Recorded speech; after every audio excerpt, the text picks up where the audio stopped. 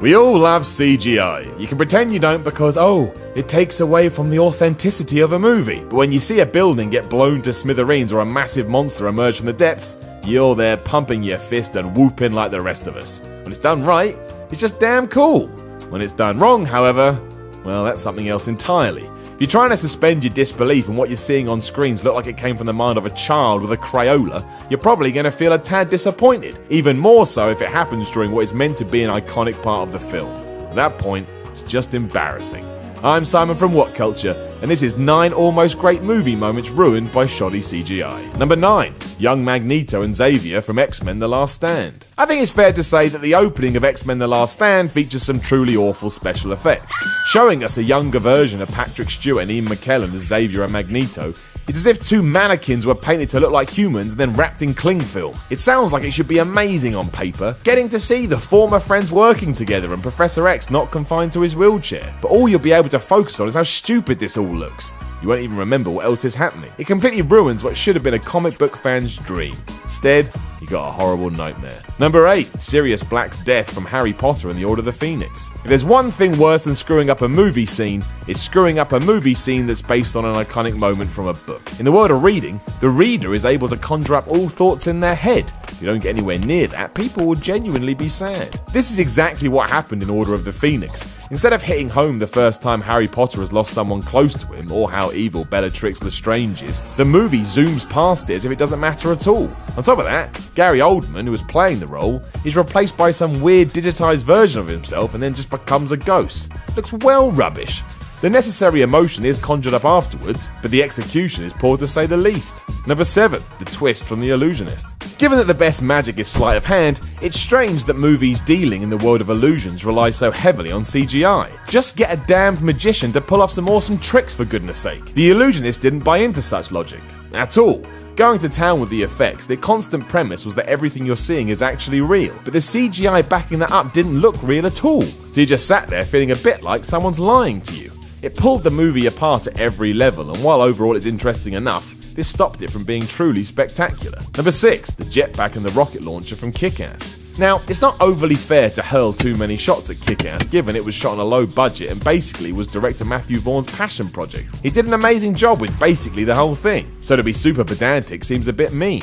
However, during the film's closing moments, you cannot help but raise an eyebrow at Hit Girl's jetpack and a certain bazooka that's used. They genuinely look ridiculous and at worst, look like an edit that wasn't even finished. It did take a little something away from your experience just because it's so glaringly obvious, but overall, I think we can more or less give Kick-Ass a pass. Number 5. The destruction of Metropolis from Man of Steel. There is a lot of decent CGI in Man of Steel. Computers made Superman's homeworld of Krypton look pretty badass, and seeing it all fall apart was a moment to write home about too.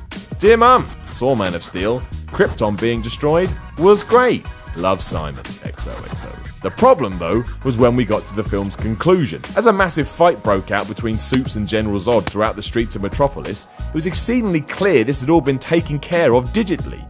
Everything looked slightly off, which was even weirder given it didn't fit into the look of the rest of the movie either. I wouldn't go as far as to say it was rubbish, but it did take away from what you were seeing. Not what you want when you're supposed to be at the film's climax. Not what you want at all. Number 4. Escaping limbo from Inception. Director Christopher Nolan, first and foremost, prefers practical effects. This basically means he creates something for real and then touches it up using a computer. That also means when he relies on said computer entirely, the end result just isn't seamless. This is especially clear in Inception, where Cobb, Aradne and Fisher are trapped in limbo and the world starts to fall apart. Somewhat ironically, so do the effects. Making the actors feel like they're not actually part of the environment, you get completely drawn out of the moment as your eyes and brain just shout, "Wait a minute, this isn't real!" It doesn't hurt the film, it's still amazing, but this scene is desperately disappointing.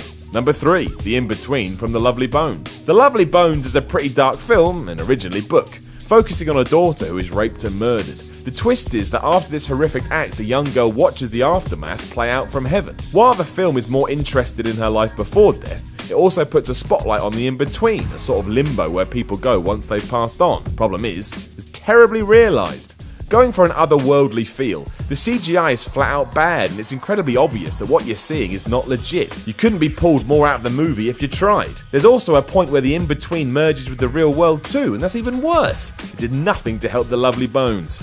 At all. Number 2. The Zoo in Life of Pi. It seems unfair to criticise just one element of the life of Pi because the CGI throughout is so good. If you want an example of how digital effects can add to the feel of something, all you got to do is sit down and watch this. It's excellent. The problem though is that it relies so heavily on them, it was always going to be impossible to hit constant home runs, and at times it's really easy to see through the cracks, and the Pondicherry Zoo is certainly one of those moments. It was still pretty amazing to look at, but you could sense that what you were seeing was a digital creation as opposed to the real thing. But we're pulling at straws, to be honest. So let's move on. Number 1. Flying to Erebor from The Hobbit. We all know Peter Jackson loves his effects, and most of the time he does a good job with them. Go and watch that battle from the Two Towers. That is some good shiz. The Hobbit, however, was not so hot, especially the film's ending.